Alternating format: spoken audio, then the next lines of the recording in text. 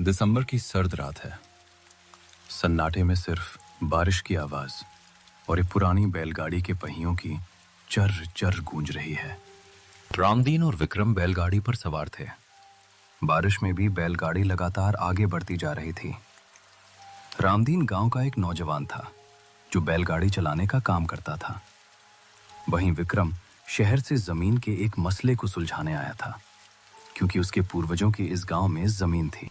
बाबू, क्या आपका यहाँ कोई रिश्तेदार रहता है जो आप शहर से इतनी दूर इस गांव में आ गए हैं? आम तौर पर लोग बिना वजह इतनी दूर नहीं आते। लगता है आपका इस जगह से कोई पुराना नाता है। हाँ यार, यहाँ मेरे दादाजी और उनके पूर्वजों की ज़मीन है। पिताजी के बाद मैंने कभी गांव वापस आने का नहीं सोचा, इसलिए लगा कि यहाँ की ज़मीन बेच दी जाए, उन्हीं पैसों से शहर में अपना कोई काम खोल लूं। अच्छा है साहब, पर मुझे लगता है आपको यहाँ दिसंबर के महीने में नहीं आना चाहिए था। खैर, कोई बात नहीं, आप ज़मीन बेचकर यहाँ से जल्दी जाने की कोशिश करें। चलते चलते बैलगाड़ी गांव के खेतों के बीचों बीच पहुंच गई। दूर तक फैले खेतों में गहरा सन्नाटा पसरा हुआ था और बारिश की हल्की आवाज माहौल को और डरावना बना रही थी। अचानक बैलगाड़ी एक जगह आकर रुक गई, मानो आगे बढ़ने से इनकार कर रही हो। उसी पल बैल जोर जोर से गुर्राने लगे, जैसे किसी अनदेखे खतरे को महसूस कर रहे हों। साहब, अब ये बैल एक कदम भी आगे नहीं बढ़ेंगे। इन्हें वो दिख रहा है जो हमें नहीं दिख रहा। ये खेत, ये आज कुछ ज्यादा ही भूखे लग रहे हैं। आपको हवेली तक पैदल ही जाना होगा। मैं अपनी जान जोखिम में नहीं डाल सकता। अरे क्या बकवास है रामदीन, पैसे पूरे लिए हैं और अब बीच रास्ते में नखरे दिखा रहे हो। बैल थक गए होंगे इसलिए रुक गए। तुम इसे भूतों की कहानी मत बनाओ। शहर छोड़कर यहाँ आना ही मेरी गलती थी। सोचा था दादाजी की विरासत मिलेगी, लेकिन यहाँ तो तुम अनपढ़ लोग और तुम्हारा ये कीचड़। साहब, आप चाहें तो मेरे सारे पैसे वापस ले लीजिए, लेकिन मैं यहाँ से आगे एक कदम भी नहीं जाऊँगा। मुझे अपनी जान बहुत प्यारी है और यहाँ आगे जाने की हिम्मत मुझ में नहीं है। अगर आपको जाना ही है तो आप अकेले जा सकते हैं। मैं यहीं रुकूंगा। यहाँ से थोड़ी ही दूर आगे आपकी हवेली पड़ जाएगी। विक्रम गुस्से में बैलगाड़ी से नीचे उतर गया और बैलगाड़ी वाला डर के मारे वापस लौट गया। अकेला खड़ा विक्रम इधर उधर देखने लगा। चारों तरफ सन्नाटा छाया हुआ था। थोड़ी देर बाद वह आगे चल पड़ा। कुछ दूर जाते ही उसे अचानक किसी अनजानी आवाज के सुनाई देने का एहसास हुआ। थोड़ी दूर आगे चलते ही वह गांव के अंदर जाने वाले गुफा जैसे रास्ते तक पहुंच जाता है। वह रास्ता अंधेरा और संकरा था, मानो किसी रहस्य को अपने भीतर छिपाए हों। यही रास्ता सीधे उसके गांव की पुरानी हवेली तक जाता था। विक्रम भारी मन से उसी रास्ते पर आगे बढ़ने लगता है। वह धीरे धीरे आगे बढ़ता है अपनी पुरानी हवेली की ओर। हर कदम के साथ उसका दिल जोर जोर से धड़कने लगता है। चारों ओर पसरा सन्नाटा उसे बेचैन कर रहा था। वह गांव के एक छोर पर बनी अपने पूर्वजों की हवेली के पास पहुंचता है। हवेली समय की मार से जर्जर और वीरान सी लग रही थी। उसके बाहर एक बुजुर्ग काका खड़े थे, मानो किसी का इंतजार कर रहे हों। आओ बेटा विक्रम, क्या हुआ? बस स्टैंड से यहाँ तक पहुँचने में तुम्हें इतना ज्यादा समय क्यों लग गया? सब ठीक तो है ना? तुम पैदल क्यों चले आ रहे हो? बैलगाड़ी या कोई और साधन नहीं मिला क्या? रास्ते में कोई परेशानी तो नहीं हुई? परेशानी की तो बात ही जाने दो काका। मैं तो आराम से आ रहा था, लेकिन खेतों के पास पहुंचते ही बैलगाड़ी अचानक रुक गई। और बेटा, तुमने वहां किसी और इंसान या परछाई को तो नहीं देखा ना? चलते समय किसी अजनबी से तुम्हारी नजर तो नहीं मिली? या किसी ने तुम्हें पुकारा तो नहीं? सच सच बताना विक्रम, उस जगह पर तुम्हें कुछ अजीब, डरावना या अनहोनी जैसा महसूस तो नहीं हुआ? नहीं नहीं काका, सब ठीक था। आप बेवजह ही चिंता कर रहे हैं। चलिए अब अंदर चलिए। क्या बारिश में ही मुझे बाहर खड़ा रखेंगे? वे दोनों अंदर आ जाते हैं। विक्रम सोफे पर बैठ जाता है और काका पर्दे लगाने लगते हैं। उनके चेहरे पर अजीब सा डर साफ झलक रहा था, मानो बाहर से कोई उन्हें लगातार देख रहा हो। काका, क्या बात है? आप इतने घबराए हुए क्यों लग रहे हैं? थोड़ा बाहर की तरफ तो खुला रहने दीजिए ताकि ताजी हवा भी अंदर आ सके। आप ये सारे पर्दे क्यों लगा रहे हैं? बंद कमरे में तो मुझे वैसे ही घुटन होने लगेगी। ऊपर से पता नहीं ये अजीब सी बदबू कहां से आ रही है। नहीं विक्रम बेटा, ये पर्दे बंद ही रहने दो, यही ठीक है। ये गांव वैसा नहीं है जैसा तुम समझ रहे हो। यहाँ बहुत कुछ छिपा हुआ है। इस ठंड के महीने में, खासकर बारिश के दिनों में, वो सब जाग जाते हैं। अगर उन लोगों की नज़र हमारे ऊपर पड़ गई तो फिर कुछ भी नहीं बचेगा। काका, आप अभी तक बचपन की कहानियों से डरे हुए हैं। हद होती है अंधविश्वास की। मैं यहाँ जमीन बेचने आया हूँ। मुझे इन भूतों और आवाजों से कोई फर्क नहीं पड़ता। और ये खिड़कियां क्यों बंद कर रहे हैं? मुझे ताजी हवा चाहिए। कमरे में बहुत बदबू है। खोल दीजिए इन्हें। मैं देखना चाहता हूँ कि बाहर ऐसा कौन सा तूफान है। ये ताज़ी हवा नहीं है, ये बीते हुए सायों की आहटें हैं जो अंदर घुसना चाहती हैं। ये बदबू सीलन की नहीं, बल्कि उन पुराने रहस्यों की है जो इस जमीन में दफन है।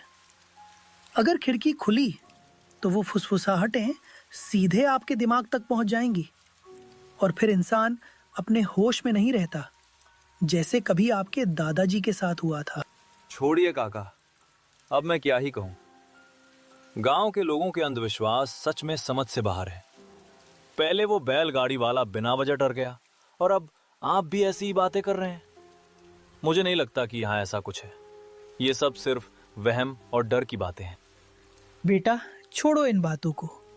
अब ज्यादा सोचने की जरूरत नहीं है। तुम ऐसा करो, बाहर बहुत ठंड है और बारिश भी हो रही है। मैं तुम्हें दूसरे कमरे में ले चलता हूँ। वहाँ हीटर लगा हुआ है। वहाँ जाकर तुम्हें थोड़ा आराम मिलेगा और ठंड भी कम लगेगी। वे दोनों हीटर वाले कमरे की ओर चले जाते हैं। उस गर्म कमरे में पहुंचकर विक्रम को काफी अच्छा महसूस होने लगता है। ठंड और थकान धीरे धीरे कम हो जाती है। तभी अचानक बाहर से घंटी बजने की आवाज आती है। अरे काका, इस वक्त यहाँ कौन आ गया? सर्दी और बारिश वाली रात में लोगों को चैन नहीं है क्या, जो कोई इतनी ठंड में बाहर आ गया? इतनी रात को, जब पूरा गांव सोया हुआ है। रुको बेटा, मैं जाकर देखता हूँ कौन है। तुम खिड़की मत खोलना, बस यहीं रहना। मैं अभी जाकर देख कर आता हूँ। जब तक मैं लौटूं तुम बाहर की ओर ध्यान मत देना। काका अकेले ही दरवाजा खोलने के लिए बाहर की ओर बढ़ते हैं। वो छाता लेकर बाहर जाकर देखते हैं तो गांव का सरपंच वहां लालटेन और छाता लिए दरवाजे के बाहर खड़ा होता है। उसका चेहरा गंभीर लग रहा था, मानो वो किसी जरूरी और चिंता भरी खबर के साथ आया हो। मुंशी जी, क्या विक्रम यहाँ पहुँच गया है? क्या आपने उसे इस जगह की सच्चाई के बारे में कुछ बताया? अब हमारे सिर से खतरा टल गया है या अभी भी वही डर बना हुआ है? नहीं, मैंने अभी विक्रम को कुछ भी नहीं बताया है। उसे जरा भी अंदाजा नहीं होना चाहिए कि उसे यहाँ लाने के पीछे सब कुछ पहले से तय किया जा चुका था। हम लोगों ने अपनी जान बचाने के लिए उन बुरी शक्तियों से एक समझौता कर लिया है और उसी समझौते का हिस्सा विक्रम है। बिल्कुल सही किया मुंशी जी। अब शायद हम सब बच पाए। विक्रम के दादा का साथ देना हमारी जिंदगी की सबसे बड़ी भूल थी। उसी एक फैसले की कीमत हम सालों से डर के साथ चुका रहे हैं। बस अब यही दुआ है कि ये सब यहीं थम जाए और हमें इस मुसीबत से मुक्ति मिल जाए। चलो अब अंदर चलते हैं। अगर हम ज़्यादा देर बाहर ही खड़े रहे तो शायद उसे शक हो जाए। अंदर जाकर तुम भी बिल्कुल सामान्य तरीके से व्यवहार करना। कोई बात या हाव भाव से कुछ भी जाहिर नहीं होना चाहिए।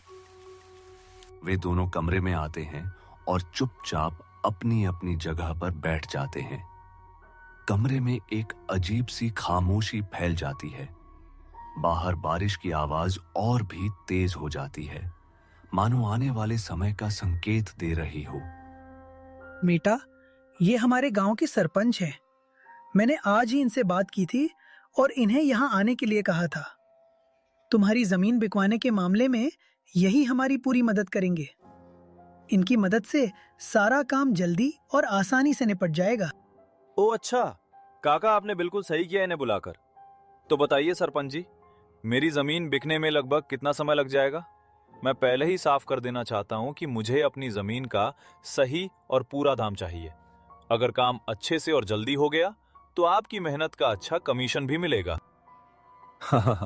विक्रम बाबू, मैं आपको आपकी जमीन का पूरा और सही दाम दिलवाऊंगा। आखिरकार आपके दादाजी को जमीन खरीदने में मेरे पिताजी ने ही मदद की थी, इसलिए आप निश्चिंत रहिए। मैं खुद देखूंगा कि आपको जमीन की पूरी कीमत मिले और किसी तरह का नुकसान ना हो। वे तीनों बैठकर बातचीत कर ही रहे होते हैं, तभी बाहर से अचानक किसी के जोर से चिल्लाने की आवाज आती है। कमरे का माहौल एक पल में सिहर उठता है। सबके चेहरे पर घबराहट साफ झलकने लगती है। ये क्या था? ये किसकी चीखने की आवाज थी, वो भी इतनी रात को? यहां आखिर चल क्या रहा है? मुझे कुछ भी समझ नहीं आ रहा। हर तरफ अजीब सा डर और बेचैनी क्यों फैल रही है? अब मुझसे और बैठा नहीं जाएगा, मुझे खुद उठकर जाकर देखना होगा। हे, नहीं नहीं बेटा, कुछ भी नहीं हुआ है। यहाँ तो ऐसा कभी कभी होता ही रहता है। तुम बेवजह घबरा रहे हो। तुम खिड़की बिल्कुल मत खोलना। बाहर देखने की जरूरत नहीं है। बस वहां से ध्यान हटा लो। सब बिल्कुल सामान्य है। विक्रम उनकी बात को नजरअंदाज कर देता है और खिड़की खोलकर बाहर झांकता है। बाहर का माहौल देखते ही वह एकदम सिहर उठता है और घबरा जाता है। उसे कुछ गांव वाले पेड़ों के पास अजीब और अस्वाभाविक हालत में लटके हुए दिखाई देते हैं।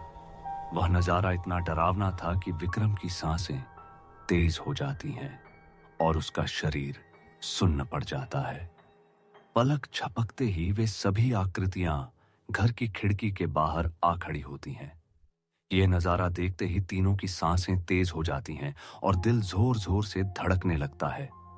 चारों तरफ से किसी अनदेखे दबाव का एहसास होने लगता है, मानो वे पूरी तरह से घिर चुके हों और बाहर निकलने का कोई रास्ता न बचा हो। ये सब क्या हो रहा है? इन लोगों को आखिर हुआ क्या है?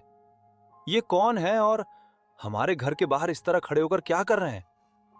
इनकी आंखें इतनी लाल क्यों हैं? ये इंसान जैसे लग ही नहीं रहे। काका, सरपंच जी, भगवान के लिए बताइए, ये आखिर है कौन?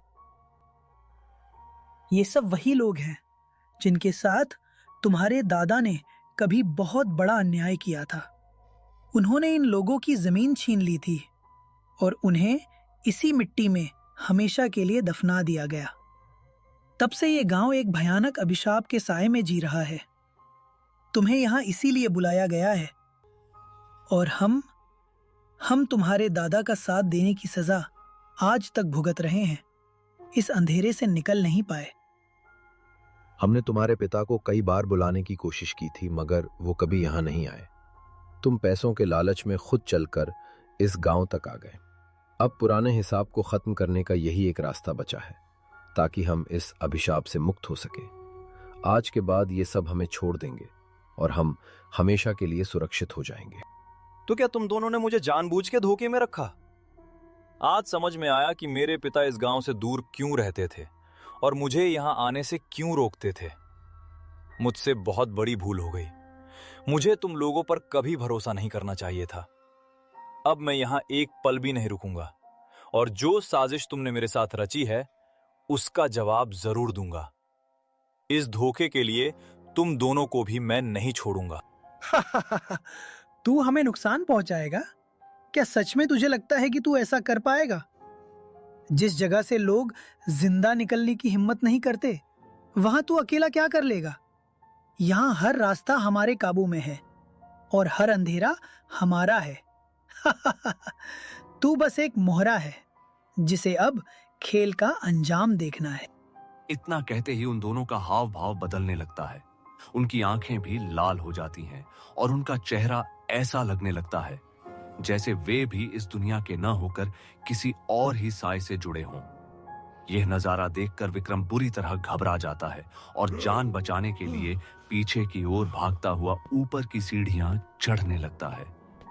वह हांफता हुआ ऊपर वाले कमरे में पहुंचता है, जहां उसे मेज पर रखी एक पुरानी डायरी दिखाई देती है, तो उसमें उसके दादाजी के जमाने की तस्वीरें होती हैं।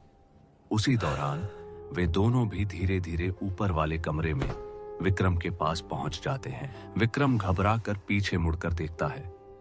प्लीज मेरे साथ कुछ मत करो। मैंने तुम लोगों का क्या बिगाड़ा है?